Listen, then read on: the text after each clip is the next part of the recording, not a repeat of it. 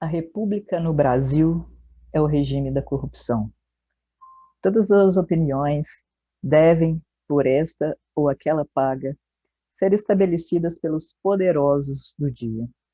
Ninguém admite que se divirja deles, e, para que não haja divergências, há a verba secreta, os reservados deste ou daquele ministério, e os empreguinhos que os medíocres não sabem conquistar por si e com a independência. A vida, infelizmente, deve ser uma luta. E quem não sabe lutar não é homem. A gente do Brasil, entretanto, pensa que a existência nossa deve ser a submissão aos acácios e pachicos para obter ajuda de custos e sinecuras. Vem disto a nossa esterilidade mental, a nossa falta de originalidade intelectual, a pobreza da nossa paisagem moral e a desgraça que se nota no geral da nossa população. Ninguém quer discutir, ninguém quer agitar ideias, ninguém quer dar a emoção íntima que tem da vida e das coisas. Todos querem comer. Comem os juristas, comem os filósofos, comem os médicos, comem os advogados, comem os poetas, comem os romancistas, comem os engenheiros, comem os jornalistas. O Brasil é uma vasta comilança. Esse aspecto da nossa terra, para quem analisa o seu estado atual, com toda a independência de espírito, nasceu-lhe depois da República. Foi o novo regime que lhe deu tão nojenta feição para os seus homens públicos de todos os matizes. Ele tinha a virtude da modéstia e implantou em nós essa mesma virtude, mais proclamada, que foi a República, ali no campo de Santana, por 3 batalhões, o Brasil perdeu a vergonha e os seus filhos ficaram capachos para sugar os cofres públicos desta ou daquela forma. Não se admite mais independência de pensamento ou de espírito. Quando não se consegue por dinheiro, abafa-se. É a política da corrupção, quando não é a do arroxo. Viva a República! Lima Barreto, ABC, 19/10/1918, a crônica A Política Republicana.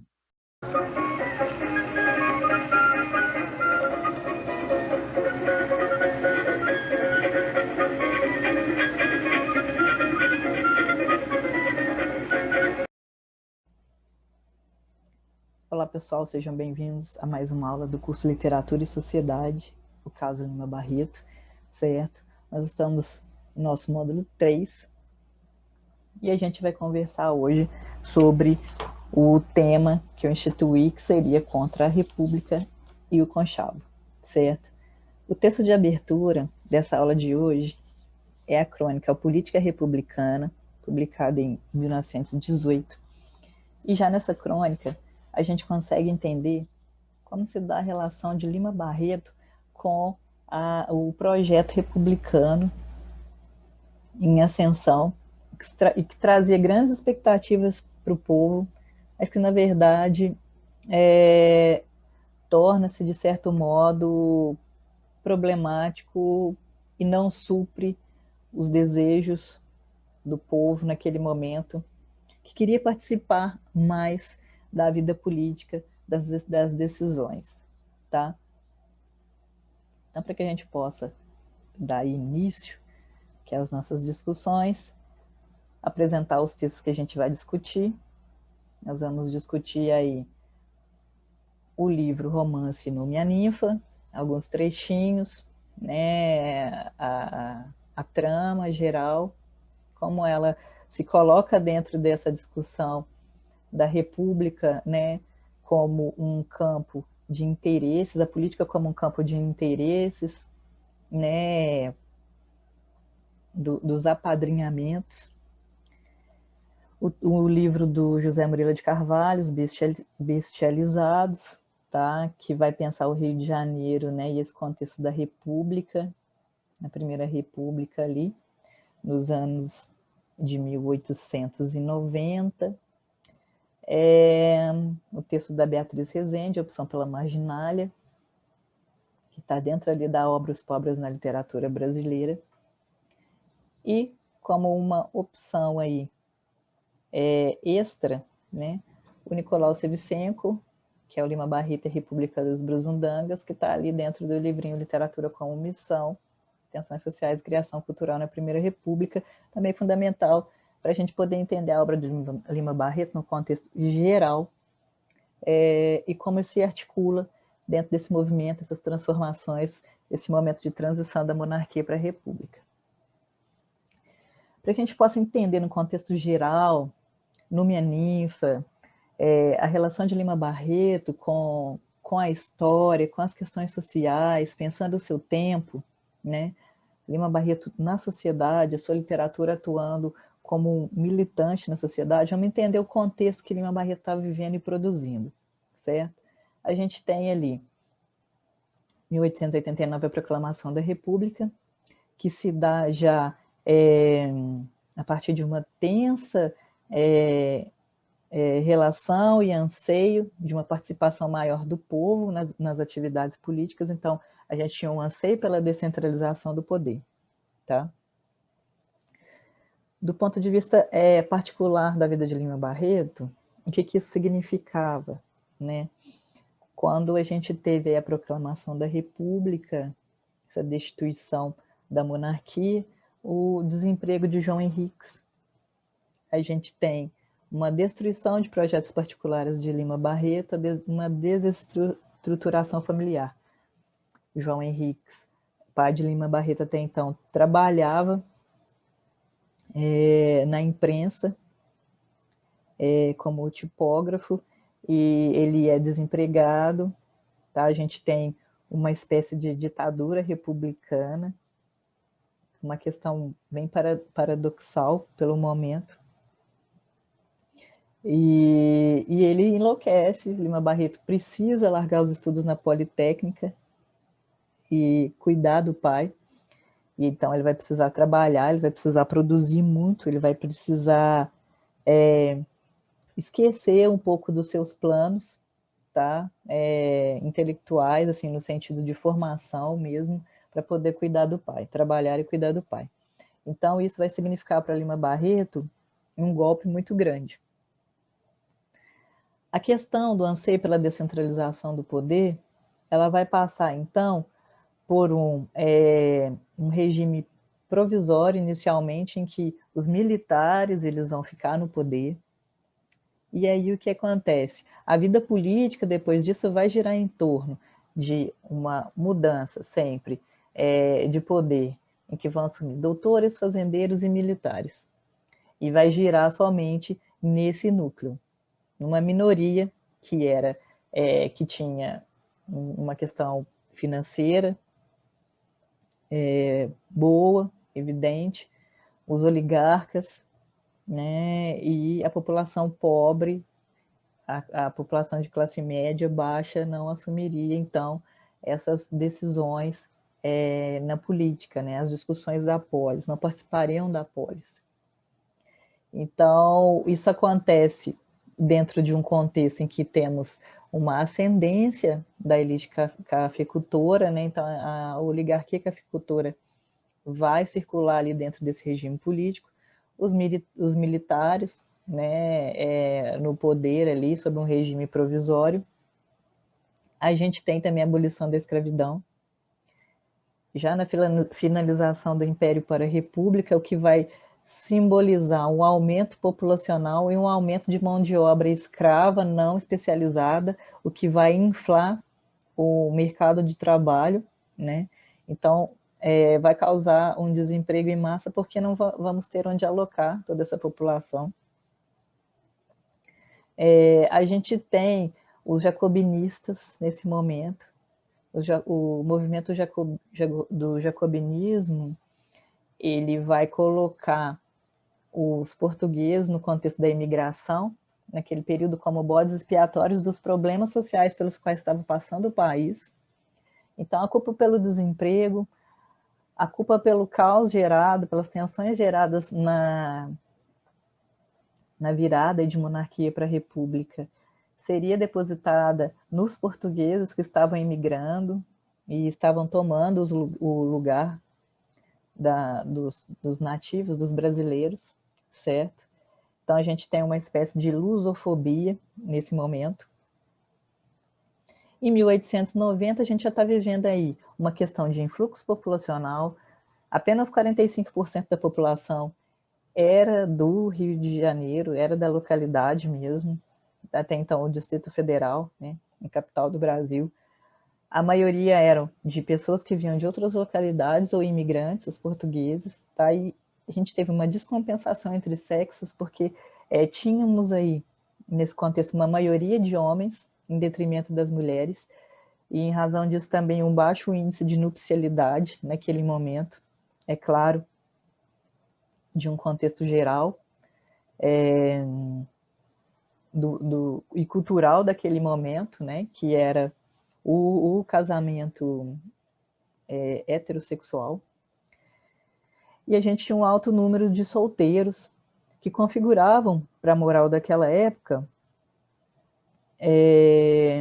principalmente nas relações que se davam com costumes mais frouxos, uma espécie de decadência, né, moral, uma fragilização das relações morais daquela época. Epidemias, várias, por causa das espécies de moradias, por causa dos cortiços, por causa das pessoas que se amontoavam vivendo exprimidas em casas minúsculas, muito em razão também de não terem onde ficar, por causa do alto custo de moradias, né, em espaços centrais ali da cidade. A falta de saneamento básico vai causar ali várias epidemias, várias doenças, e o país está tendo que pensar ali uma dinâmica de retenção e, de certo modo, de acabar, né, com essas problemáticas, essas epidemias, varíola, febre amarela. E a gente vai ter também nesse contexto várias greves altas, várias revoltas, tem a revolta da vacina, muito em detrimento aí do projeto de urbanização e sanitarização veiculados pelos governos, né, para acabar com as epidemias, para acabar com os problemas de saneamento básico, mas que sofre a população de classes mais baixas, porque não tem para onde ir, ou porque são jogados para as margens, tá? A gente tem a revolta da vacina, a revolta da chibata, no âmbito aí dos marinheiros, né, que trabalhavam na escolta da marinha e que sofriam várias agressões do regime militarista, assumido aí provisoriamente na República pelos militares. Então, várias tensões. O momento da Primeira República, percebam, é um pouco caótico, tá? Lima Barreto estava vivendo tudo aquilo e discutindo tudo isso na sua literatura, tá? Esse é um contexto geral para a gente poder entender o que sinalizou essa transição de sistema político, tá? E como isso vai impactar muito a vida das pessoas, principalmente as pessoas de classe mais baixa naquele momento, né? Que se viam dentro do caos e se viam ao mesmo momento sem possibilidades de se discutir, de se colocar no âmbito das discussões da polis. Algumas curiosidades sobre Nume a Ninfa. Em Diário Íntimo, o Lima Barreto vai comentar como que se deu a produção dessa obra, uma obra que se fez por encomenda, que não foi muito elaborada, não foi muito rascunhada, recopiada, e Lima Barreto estava precisando de dinheiro. Então ele escreve muito rapidamente Nume a Ninfa, e ele vai dizer o seguinte: o Nume a Ninfa foi escrito em 25 dias, logo que saí do hospício. Não copiei nem recopiei sequer um capítulo, eu tinha pressa de entregá-lo, para ver se o Marinho me pagava logo. mas não foi assim, recebi o dinheiro aos poucos. Escrevi-o em outubro de 1914, o Marinho era diretor da À Noite. Então, uma obra por encomenda, uma obra que está pensando tudo isso e também que vem depois de um período conturbado da própria articulação da vida pessoal de Lima Barreto com o caos, com as tensões que se estabelecem na transição de monarquia para república e como as pessoas, né, como as pessoas vivendo em situação de marginalidade naquele período eram vistas, né, do âmbito de vista social, político. A forma como havia esse projeto de exclusão que se dava, não só no contexto das discussões, mas também no âmbito social. Né? Tudo aquilo que não era bem quisto, né? Ali sinalizado dentro das relações de ocupação da cidade, era colocado ali nos hospícios, nos sanatórios. Né? Em vista disso, nós vimos que não havia uma divisão das pessoas que iam para os sanatórios, ali ficavam todo mundo junto, as pessoas que tinham problemas psiquiátricos, junto com pessoas que tinham alguma doença incurável para aquele momento, todas eram colocadas no mesmo ambiente, né? Tudo aquilo que é rejeitado pela sociedade era colocado nos hospícios, nos sanatórios. No Minha Ninfa foi publicado primeiramente como conto, tá, em 1911, no Gazeta da Tarde, e um outro conto, que é Aventuras do Dr. Bogoloff, em 1912, faz parte da trama de No Minha Ninfa. Então, ele foi publicado em duas partes e depois se juntou no romance que sai primeiro em folhetim. E aí, posteriormente, saindo aí em livro, tá? Então, publicado em partes e depois se juntou em folhetim em 1915. E aí, a história de Numi Ninfa para a gente entender como é que Lima Barreto coloca todas essas questões, né?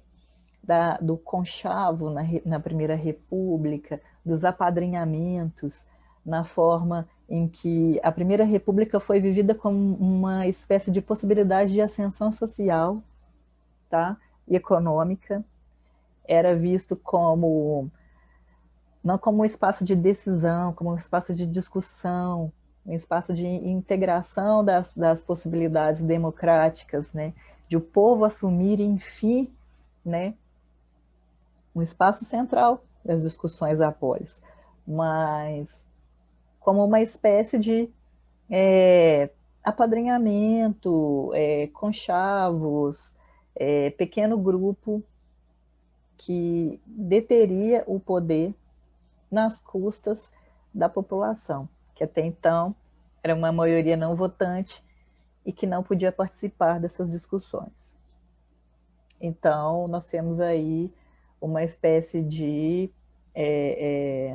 falha, né, no projeto. No Minha Ninfa é a história de um casal pouco romântico, nós temos aqui um casamento de interesses, tá? O Numa Pompílio de Castro é um moço pobre até então, que ele vai se esforçar muito e aí vai se tornar bacharel, né? Um doutor na época. O direito era uma faculdade em que as pessoas faziam na época para alcançar esses lugares, né, esses postos profissionais de evidência, bem visto aos olhos da sociedade. Então, ele é um doutor formado no Nordeste, né? Isso aí vai ser típico de classe razoável na época. E ele vai se casar com a Edgarda, que é filha aí do Neves Cogominho, tá? O Neves Cogominho é um oligarca local, e quando eles casam, eles vão se mudar para o Rio, e o Numa vai se ocupar da carreira política. Ele vai ser eleito deputado estadual por influência do sogro. Então, aqui a gente tem duas questões já centrais dentro do contexto da época do Brasil republicano, Primeira República, que seria o casamento por interesses, né? Casamento como forma de se colocar bem visto socialmente, né? E também como forma de ocupar cargos políticos importantes, tá? E a questão de quem assumia o poder político naquela época, que eram os oligarcas, os doutores, os bacharéis, né? Os médicos, os militares.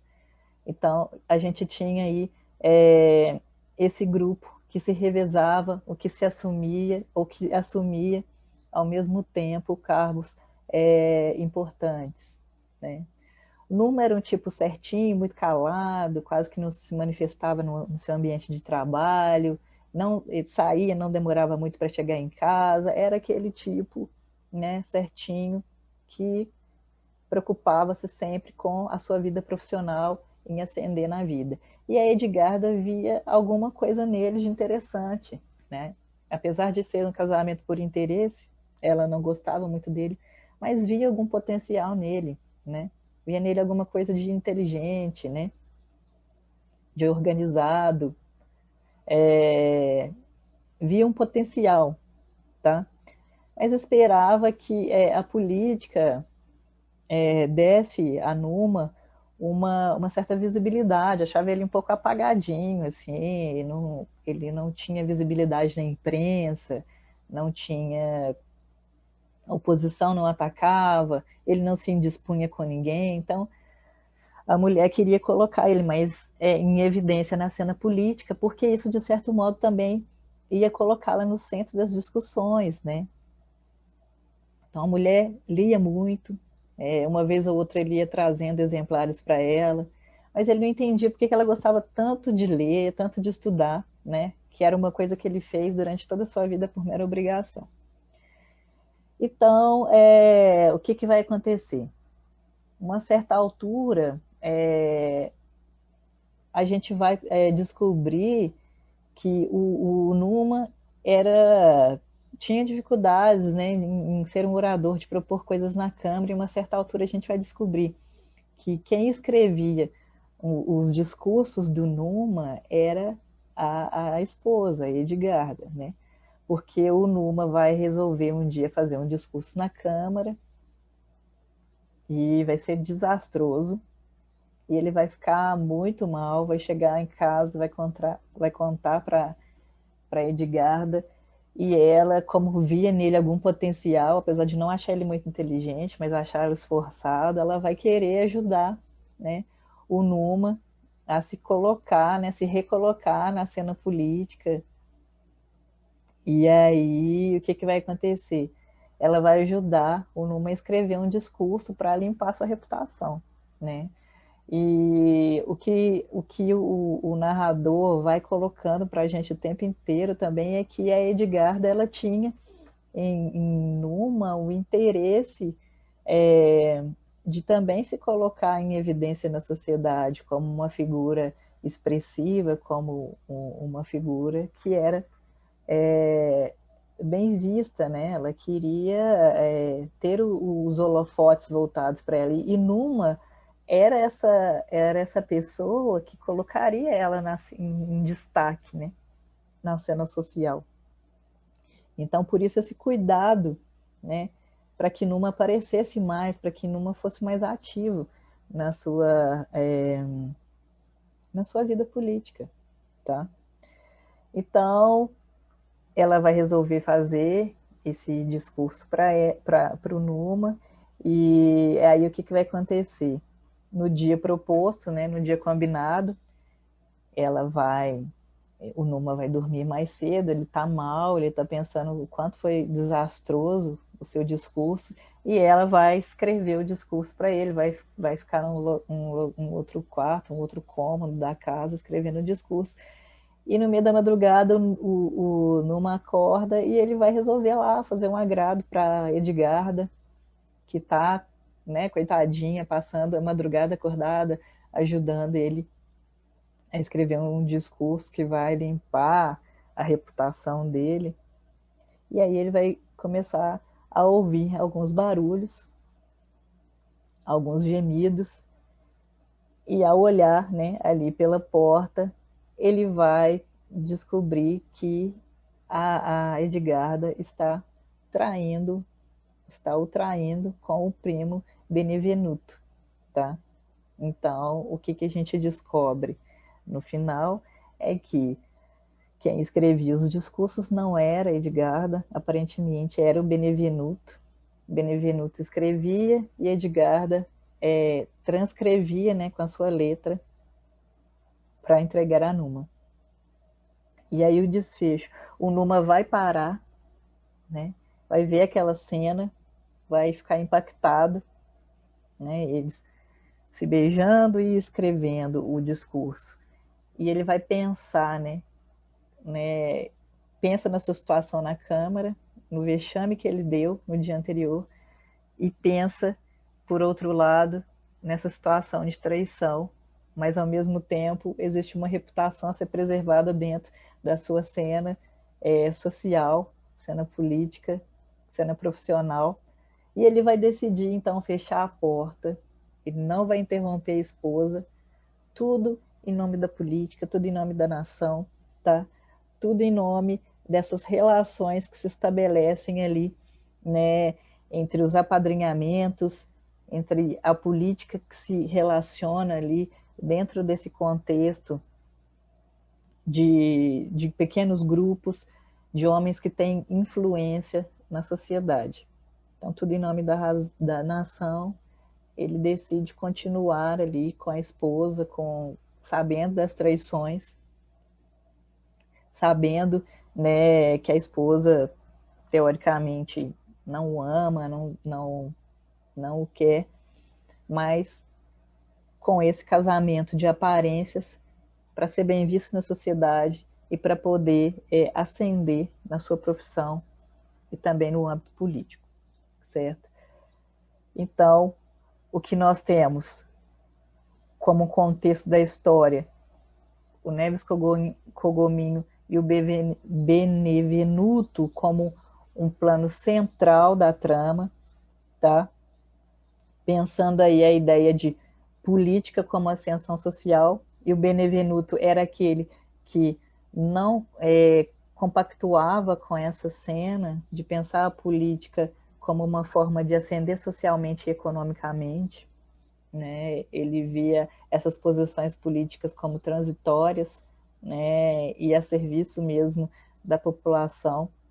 E já Numa, de origem pobre, né? Ele tinha a política como forma de ascensão social, como forma de fugir desse legado de miséria. E a Edgarda já é aquela filha de oligarca, mais ligada aos holofotes, né? A ideia de uma sustentação, de uma autoafirmação social, tá? Muito ligada a esse local de privilégios que ela sempre ocupou e ela quer manter. Isso vai ser mostrado o tempo inteiro na narrativa, certo? E aqui eu trouxe um trechinho dessa parte quando Numa descobre aí essa traição de Edgarda, tá? Eu vou deixar para vocês lerem em casa um trechinho que se coloca e tem as páginas aqui também, como eu já expliquei como é que se deu aí a trama.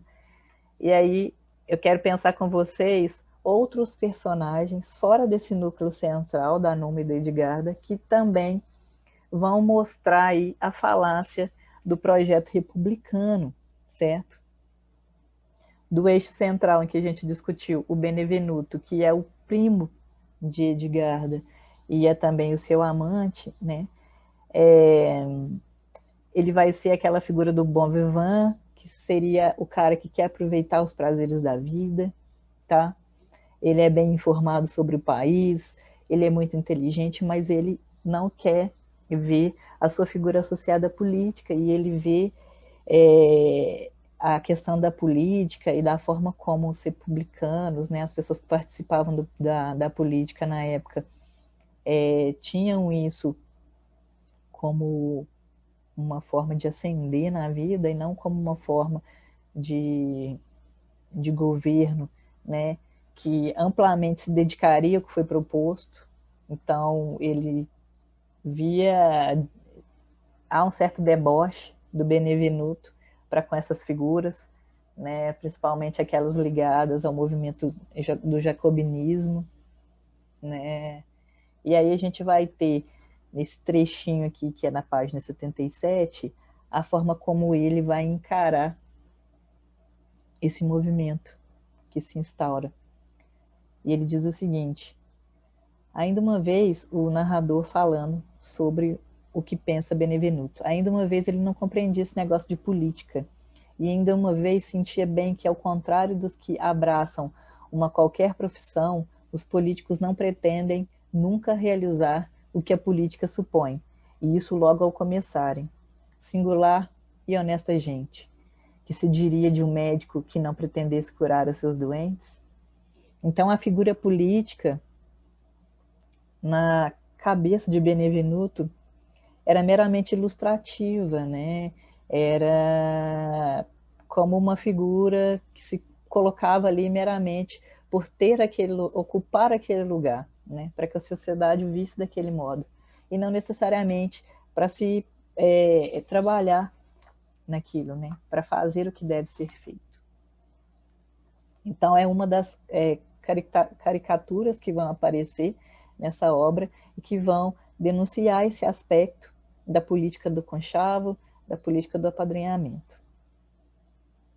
Uma outra parte é quando ele vai presenciar aí um evento, uma passeata, né, uma homenagem a um militar falecido, né, e que era muito renomado no momento, e ele coloca toda essa questão a partir de uma sátira, né, em que o conchavo é visto como uma coisa negativa num contexto e na possibilidade de revisão dos valores aí que se pensa ser a República. Benevenuto afastou-se cautelosamente daquele fervedouro de patriotas que ele não compreendia, por não querer julgá-los todos interessados e ambiciosos. Havia neles não sei quantas ilusões do poder do governo, da efetiva riqueza da pátria. Havia neles tanta maldade, tanta intolerância, em nome da República, que Benevenuto os evitava para não se irritar. Sentia bem o vago da pátria, o misticismo da ideia, a sua força religiosa, e tinha medo que essa sobrevivência, mesclada ao delírio republicano, não desandasse em sangueira, em violência, em perseguições em nome de bens, impassível e inerte. Então nós vemos como o projeto republicano, ele significou, do ponto de vista social e político, tensões marcantes, principalmente que se instalavam entre duas classes, né, que não se misturavam, que na verdade que nem compactuavam dividir o mesmo espaço de discussões, né?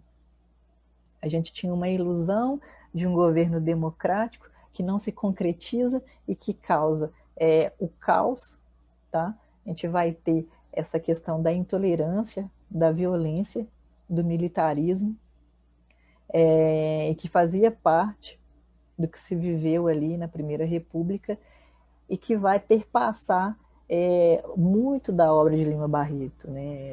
Se a gente pega assim, a obra de Lima Barreto, quase que integralmente essas tensões vão ser evidenciadas e de forma marcante.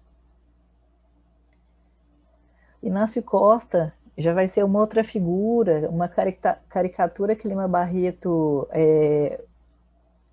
vai satirizar, né, do ponto de vista das figuras marcantes, né, que tínhamos aí na Primeira República. O Inácio Costa era um funcionário público, defendia o positivismo, era militarista. E aí a forma como o Inácio Costa, né, que também parecia ser uma figura que apoiava o jacobinismo, colocando os portugueses, né, como bodes expiatórios dos problemas do Brasil, a gente tem uma caricatura das pessoas que defendiam um projeto republicano que não estava alicerçado em bases democráticas. E isso para Benevenuto, né, que era esse primo e amante da Edgarda, não fazia o menor sentido, e existem várias partes da obra em que ele vai discutir, né, ele vai discutir com o Inácio Costa que essas ideias deles não batiam, né, com a realidade, né, com o que se propõe do ponto de vista científico, né, teórico a respeito das ideias republicanas. E aí vai ter esse momento no livro em que o narrador de Lima Barreto vai satirizar essa figura, né? A estranha mania do Costa era política, estava sempre a par dos reconhecimentos, das manobras, das intrigas. Benevenuto, que não lia essas coisas, que passava os olhos distraídos pelas sessões parlamentares dos jornais, a não ser quando se tratava de Numa, estimava a sua palestra por lhe informar a respeito desse aspecto de nossa vida que ele não prezava absolutamente. A agitação do Costa, o seu entusiasmo não lhe pareceram de bom agouro. Sabia que Costa passara pelo florianismo, e essa concepção nacional de governo traz no bojo, no fim de contas, um grande desprezo pela vida humana. Numa, com quem estivera, parecia amedrontado. Numa, de certo modo, apesar de querer participar desse projeto republicano de, né, exclusão e, de certo modo, ditatorial, ele compreendia que esse círculo, né, no qual ele vivia e negociava, né, essa posição de destaque na sociedade, trazia aí todas essas problemáticas, né? E o Inácio Costa era essa figura estritamente cega em relação a esses valores, e para ele fazia total sentido um projeto republicano ditatorial, né, governado aí provisoriamente por militares.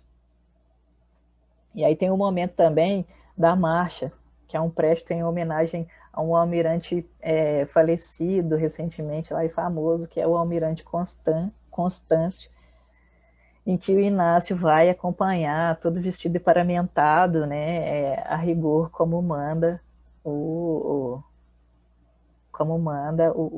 a regra.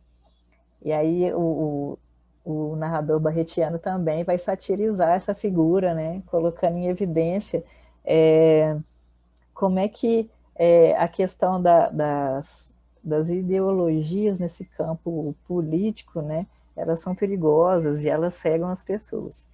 E aí o trecho é o seguinte: Inácio Costa acompanhou Préstito a cavalo, um cavalo do regimento policial. Ele vestido particularmente de verde e amarelo, e o cavalo ajaezado com florões desses crótons, que antigamente chamavam Independência. Trazia à guisa de lança um estandarte em que se lia na bandeirola, a bala. Inácio Costa, com seu a bala, apoiado em um dos estribos, do alto da cela, olhava com severidade patriótica para as moças que se espantavam com seu vestuário bicolor.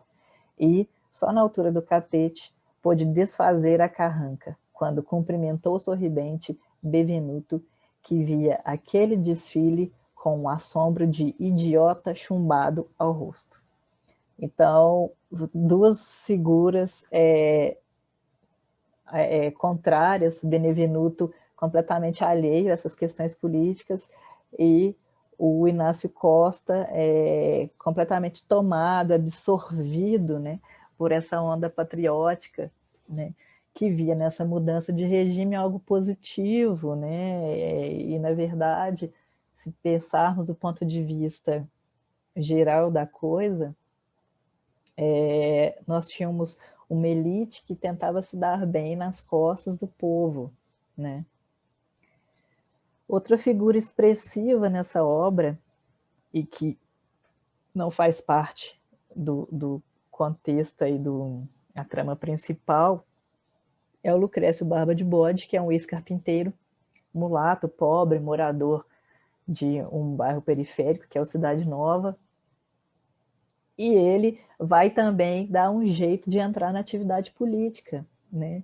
Lima Barreto mostrando como é que acontecia a atividade política desde a Primeira República, né? A partir desses laços que se estabeleciam, né? Que a gente pode chamar hoje dos famosos QI, né? Quem indica os apadrinhamentos. Mesmo aqueles que não tinham uma formação, que não tinham um estudo, bases de elaboração para poder entrar no campo, né, da política, em termos de posições de decisão e de poder, arrumavam um jeito de entrar, né, no campo político para se dar bem, né, para poder arrumar uma boquinha ali, né, nos lugares de decisão. E aí Lima Barreto coloca de forma muito pungente o modo como a população periférica muitas vezes entrou, né, nessa articulação, né, de República de Conchavo, que é o caso do Lucrécio Barba de Bode, que ele era um capanga dos políticos influentes, né? Então, qual o modo que ele achou de compactuar com tudo isso, né? De ganhar também uma expressividade social, de angariar uma ascensão social e econômica, sendo capanga. Então há um jeito para tudo. Lucrécio, ou melhor, Lucrécio Barba de Bode, por sua alcunha que tão intempestivamente interrompia o almoço do deputado numa Pompílio, não era propriamente um político, mas fazia parte da política e tinha o papel de ligá-la às classes populares. Era um mulato moço, nascido por aí, carpinteiro de profissão, mas já há muito que não exercia o ofício. Um conhecido certo dia disse-lhe que ele era bem tolo em estar trabalhando que nem o Mouro, que isso de ofício não dá nada, que se metesse em política. Lucrécio julgava que esse negócio de política era para os graúdos, mas o amigo lhe afirmou que todos tinham direito a ela. Estava na Constituição. Já o seu amigo fora manobreiro da central, mas não quis ficar naquela jossa e estava arranjando coisa melhor. Dinheiro não lhe faltava e mostrou-lhe 20.000 réis. Sabe como arranjei? Fez o outro. Arranjei com o Totonho do Catete, que trabalha para o Campilo. Lucrécio tomou nota da coisa e continuou a planar as tábuas de mau humor. Que diabo! Para que esse esforço? Para que tanto trabalho? Fez-se eleitor e alistou-se no bando do Totonho, que trabalhava para o Campilo. Deu em faltar a oficina. Começou a usar armas, a habituar-se em rolos eleitorais, a auxiliar a soltura dos conhecidos, pedindo e levando cartas deste ou daquele político para as autoridades. Perdeu o medo das leis, sentiu a justiça do trabalho, a nihilidade do bom comportamento. Todo o seu sistema de ideias e noções sobre a vida e a sociedade modificou-se, se não se inverteu. Começou a desprezar a vida dos outros e a sua também. Então perceba como Lima Barreto coloca essa questão da política, da sociedade, como formas, como questões que não se tocam, né, na Primeira República, como a questão da humanidade, da solidariedade, não fazia parte do que se vivia em termos de republicanismo, em termos de se pensar democracia. Eram movimentos que não faziam, não se tocavam, não se interpenetravam, né? E essas figuras caricatas de Lima Barreto vão, na verdade, denunciar, né?